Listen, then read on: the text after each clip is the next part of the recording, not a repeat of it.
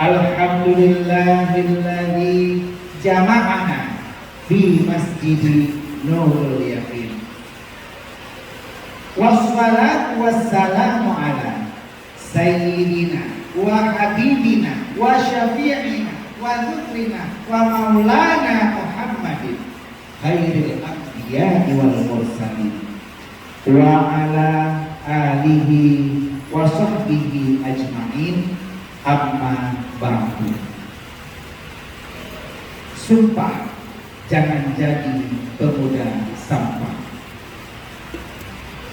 Peringatan ke-94 Sumpah Pemuda hari ini 28 Oktober 2022 banyak yang berbeda. Kalau pemuda dulu, kami putra dan putri Indonesia. Pemuda sekarang, kami putra dan putri yang ditukar. Pemudi dulu lihat orang dari isi hatinya. Pemudi sekarang lihat orang dari isi dompetnya. Kalau dulu kumpulkan 10 pemuda akan mengguncang dunia. Kalau sekarang kumpulkan 10 pemuda dan mereka membuat boyband. Kalau pemuda dulu pahlawan gagah berani, pemuda sekarang pahlawan berani menggagahi. Pemuda dulu mengemban amanat, pemuda sekarang mencari alamat seperti Ayu Ting. Kalau pemuda dulu cinta satu tanah air Indonesia. Kalau pemuda sekarang cinta satu malam, oh indahnya. Banyak sumpah pemuda yang jadi sampah pemuda. Alhamdulillah hari ini kita berada di Jumat yang berkah 2 Rabiul Akhir 1444 Hijriah, bulan peringatan Maulid Rasulullah. Kita ambil tema khutbah, sumpah jangan jadi pemuda sampah. Kita sangat berharap seluruh jamaah bisa menjadi pemuda pemimpin yang amanah, jadi imam yang istiqamah.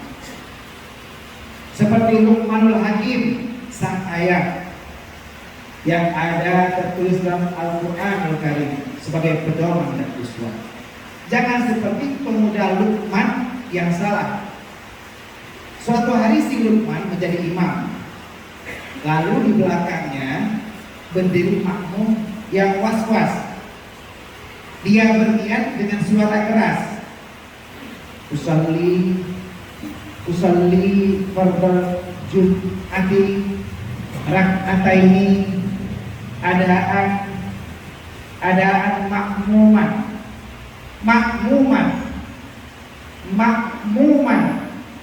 Akhirnya si Luqman melihat ke belakang, ada apa dengan mamaku? Dari tadi makmuman, mamamu si Luqman. Sehingga satu masjid rusak sholat gara-gara si Luqman yang salah, tidak pandai memilih dan memilah. Pemuda harus menuntut ilmu ibadah sesuai uswatun hasanah dari Rasulullah. Allah berfirman, Rasul bersabda, dan bumi Ustaz Gunawan berkata, semoga selawat beriring salam akan selalu tercurahkan, tersajikan dan tersanjungkan kehadiran Nabi besar Muhammad Sallallahu Alaihi Wasallam, di mana Rasulullah Sallallahu Alaihi Wasallam bersabda dalam sebuah hadis sahih, sab'atun yudhilluhumullahu tahta dhillihi yauma la dhilla illa dhilluh. Hadis yang diriwayatkan oleh Abu Hurairah yang berkata, ada 7 golongan kata Rasulullah yang pada hari kiamat setelah huru hara di padang mahsyar mereka semua berlarian. Yauma la yanfa'u malu wala banun, saat itu tidak ada manfaat harta ataupun anak. Semua berpencar, semua nafsi-nafsi. Ketika hari itu anak-anak lari dari ibundanya, ibunda lari dari anaknya, bahkan orang hamil saat itu langsung keguguran ketika hari kiamat berwarna yang tiba. Di padang mahsyar semua ketakutan. Ketika panas membara, matahari sejengkal di atas kepala, semua terasa panas. Seperti saat ini kita berada di masjid, mungkin cuaca juga masih panas. Kalau di luar sana panas, mungkin karena memang cuaca hari ini tidak begitu mendukung.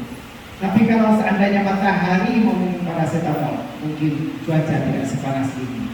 Di akhirat nanti, di padang mahsyar nanti, cuaca begitu panas. Tapi ada 7 golongan yang mereka tenang-tenang saja. Mereka berada di bawah payung, mereka berada di bawah liwat, mereka di bawah naungan Allah Subhanahu wa Ta'ala. Salah satu di antara 7 golongan tersebut, syabun, ada pemuda yang ta'allaqu qalbuhu, mereka tergantung hatinya, terikat hatinya, terpaut hatinya bil masajid, dengan masjid. Mereka boleh berada di pasar, mereka boleh berada di sekolah, mereka boleh berada di rumah, tapi hatinya berada di masjid. Mereka inilah yang kalau dalam istilah sekarang ada Real Madrid, ada Real Masjid. Kalau Real Madrid menang melawan Ajax Amsterdam 2-1, tapi Real Masjid manusia-manusia, pemuda-pemuda yang hatinya terpaut ke dalam masjid. Mereka rindu berada di Masjid Nurul Yakin ini. Mereka betah berada di Masjid Nurul Yakin tercinta ini. Dan orang-orang inilah yang di hari kiamat kelak mendapat naungan Allah. Rasulullah mengajarkan ini, bagaimana agar kita semua yang hadir pada hari ini menjadi pemuda-pemuda yang terpaut hatinya ke masjid. Dan inilah yang Rasulullah ajarkan kepada keluarganya, sahabatnya, tabi'in, ulama mutaqaddimin, ulama mutakhirin, serta para ulama yang muhtaram. Kata Ikramah wa taqdiman ulul tuan kepada Al-Mukarram Abi Teguh Muhammad Rusdi sebagai imumsi Masjid Nurul Yakin Jomblang, yang kami undang ulul tuan dan insya Allah kepada seluruh pengurus dan PKM masjid yang telah melaksanakan pada tertib Jumat sehingga terlaksana pada hari ini. Bapak Keshi, perangkat desa dan seluruh abu, abi, abiyah, walid teguh serta teguh haji yang hari ini beriktikaf di masjid ini sebagai pemuda-pemuda yang pastinya hatinya terikat dengan masjid. Bagaimana kalau kita lihat Luqmanul Hakim yang berada dalam Al-Quran surat 31 diceritakan sebagai salah satu figur pemuda yang mengajarkan kepada anaknya bagaimana taat kepada Allah Subhanahu wa Ta'ala. Di sebagian pendapat yang berkata Luqmanul Hakim ini adalah nabi, sebagian berkata bahwa Luqmanul Hakim ini adalah aulia. Tapi ada juga berpendapat bahwa Luqmanul Hakim adalah hakim pada zaman Nabi Daud alaihissalam. Ibnu Abbas mengatakan bahwa Luqman adalah seorang tukang kayu dari Ethiopia. Dia bertubuh pendek dan berhidung mancung dan berasal dari Nubia. Dan ada juga yang berpendapat dari Sudan. Sudah barang tentulah kita harus mencontoh figur pemuda soleh dari Luqmanul Hakim sebagai seorang pemuda yang pastinya menjadi orang yang taat kepada Allah Subhanahu wa Ta'ala sebagaimana dicontohkan oleh Rasulullah Shallallahu alaihi wasallam. Ma'asyiral muslimin wa zumratal mu'minin rahimahullah. Kalau dalam Al-Qur'an ada surat ke-31 surat Luqman yang bercerita tentang bagaimana Luqman berkisah kepada anaknya. Tapi ada juga surat yang bercerita tentang kisah seorang pemuda, bahkan bukan seorang pemuda, sekelompok pemuda. Tepatnya di surat 18, surat Al-Kahfi, yang seandainya kita baca di malam Jumat atau di hari Jumat yang berkah ini, maka Allah berjanji melalui lisan Rasulnya Allah akan berikan cahaya kepada kita semua yang mau mengamalkannya seminggu ke depan hingga tiba hari Jumat yang akan datang. Surat Al-Kahfi bercerita tentang para pemuda, bukan satu pemuda, bukan dua pemuda, tapi 7 pemuda yang semuanya bertekad menjaga iman dan takwanya kepada Allah Subhanahu wa Ta'ala walaupun nyawa menjadi taruhannya. Kalau kita lihat Nuksal Mina, Yablika, Martunis, Kastunus, Bailunus dan Yatbunus serta anjingnya yang bernama Samlika. 7 pemuda beserta anjingnya inilah yang mereka diceritakan dalam ayat ke-10 di surat Al-Kahfi. In awal fityatu ilal kahfi. Pemuda dalam bahasa Arab disebut fata. Fata bersama alif yang berbentuk ya. Satu pemuda namanya Fatah, dua pemuda namanya Fatayani, dan tiga pemuda dijamak menjadi fityah. Tiga atau lebih disebut fityah. Ketujuh pemuda ini berkumpul bersama. Di sini disyaratkan Al-Quran apa? Bahwa kita semua tidak mungkin mempertahankan iman dan takwa tanpa adanya kerjasama dan kelompok yang kita galang bersama-sama. Kita lihat besok hari Sabtu ada gerakan pemuda subuh. Artinya para pemuda yang cinta sholat subuh berjamaah. Banyak komunitas pemuda, pemuda hijrah, pemuda yang cinta kepada Allah. Kita berkumpul. Para pemuda di Masjid Nurul Yakin Ujung Belang ini, para pemuda masjidnya, mereka berkumpul melaksanakan ibadah sholat 5 waktu dari subuh, zuhur, asar, maghrib, isya berjamaah beserta pengajian di Masjid Nurul Yakin Ujung Belang ini untuk membentuk para pemuda generasi penerus bangsa yang cinta kepada Allah, bercinta kepada Rasulullah. Kaum ayah ketua asosial Allah. Ketika 7 orang ini mereka berkumpul menjadi fityah. In awal fityatu ilal kahfi. Ketika pergi para pemuda ini kepada kahfi. Gua dalam bahasa Arab apabila cuma muat 1 orang atau 2 orang karena sempitnya disebut ghar. Kalau kita lihat ketika Rasulullah berumur 40 tahun, lalu beliau bertahanus berada di Bukit Cahaya. Bukit bahasa Arab namanya Jabal, cahaya bahasa Arab nama Nur, Jabal Nur. Rasulullah bertahan terus di Gua Hira. Karena guanya sempit, maka disebut Gharul Hira, ditulis Ghar Hira. Bagi yang berangkat umrah bersama saya di tanggal 6 November 2022 akan naik ke puncak bukit tersebut, lalu turun setelah melewati 7 bukit, turun ke arah bawah, naik ke atas sedikit, di situ 700 meter ada tertulis Gharul Hira. Batu-batunya menghadap Ka'bah, batu-batunya menghadap Masjidil Haram. Disitulah Rasulullah bertahan. Tapi sempit, cuma muat 1 atau 2 orang. Kalau guanya lebar, muat 3, 4, 5 atau 7 orang, disebut kahfun. Ini beda yang Allah dengan kah. Kalau gua yang kita maksudkan adalah gua Ashabul Kahfi yang hari ini berada di ujung desa Rajib di kota Abu Alanda, Yordania, maka ditambah alif lam Al-Kahfi. Artinya alif lam ma'rifah, gua yang kita maksud adalah gua Ashabul Kahfi di Yordania. Ketika surat ini bercerita di Al-Quran tentang gua yang di Yordania ini disebut Suratul Kahfi, ada alif lamnya. Bagaimana ma'asyiral muslimin wa subhatal mu'minin, kaum ayah tua asal surga Allah, 7 orang pemuda ini semua berkumpul di tempat ini untuk mempertahankan iman dan takwanya. Dan tugas kita bersama hari ini yang juga masih tinggal di sini, bagaimana kita semua yang hadir dan beriktikaf di masjid hari ini menjadikan masjid ini sebagai base camp, menjadikan masjid ini sebagai tempat untuk mempertahankan iman dan takwa kita. Kalau mereka dulu dikejar-kejar oleh pasukan raja yang zalim, maka mereka diwajibkan untuk keluar hijrah. Kata Rasulullah, la hijrata ba'dal fathi. Tidak boleh hijrah setelah Fathul Makkah. Artinya tidak boleh hijrah kalau suasana sudah aman. Di Yordania saat itu begitu, zalim rajanya, diperintahkan agar orang keluar dari agama Islam, maka mereka wajib melakukan hijrah.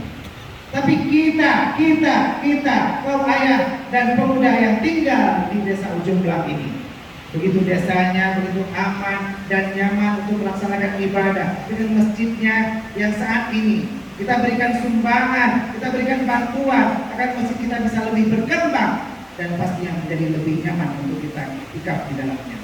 Maka inilah menjadi tempat kita. Dilarang kita keluar, bahkan sholat Jumat pun harus di sini. Kita meramaikan masjid ini agar masjid ini menjadi tempat kita mempertahankan ibadah dan akidah kita.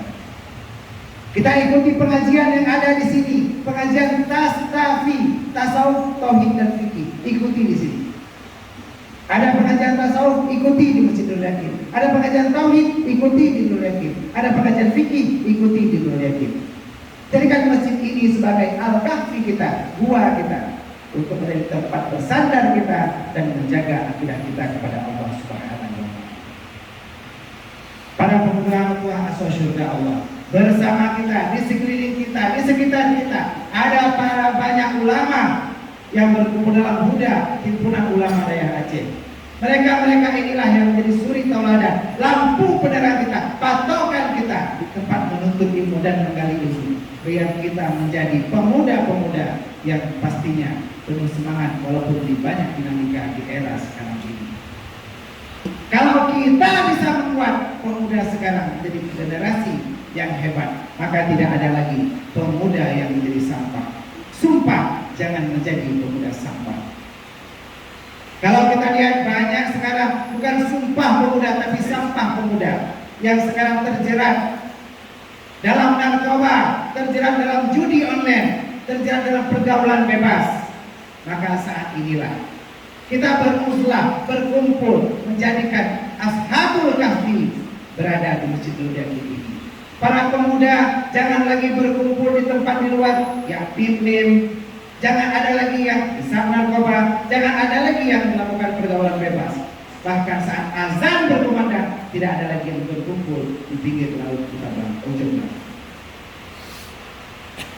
Bagaikan Ashabul Kahfi, para pemuda di ujung Lang dan sekitarnya ini, mereka lah yang pastinya akan jadi pemuda penerus bangsa yang walaupun tertidur 309 tahun lamanya, tapi ketika mereka terjaga, mereka pasti telah mendapatkan iman yang kuat di dalam dada.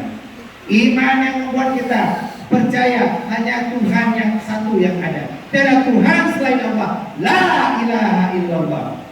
Sekali kita lahir dari orang tua yang Islam, maka kita akan menjaga keislaman sampai akhir hayat di kandung badan. Semoga khutbah yang singkat ini menginspirasi dan memotivasi kita semua agar membuat pemuda-pemuda yang sumpah jangan menjadi pemuda sampah. Kita jadikan pemuda-pemuda yang bersumpah pemuda tapi bukan sampah pemuda. Dan lakukan dengan 3M. Lakukan mulai dari diri kita saat ini. Mulai saat ini, mulai dari yang kecil-kecil. Dan jangan lupa, don't wait till tomorrow what you can do today. Jangan tunggu sampai esok apa yang bisa kita lakukan hari ini. Semoga menginspirasi dan memotivasi kita dalam mencetak kader-kader generasi pemuda yang menjadi tempat melindung bagi bulan mengandung bagaikan payung dalam wujud raya dan tempat berteduh dalam pagi tubuh. Semoga bisa menjalankan keamanan dalam dunia dan akhirat hingga kita berjaya pastinya. Semoga menginspirasi kita masuki pada rukun 2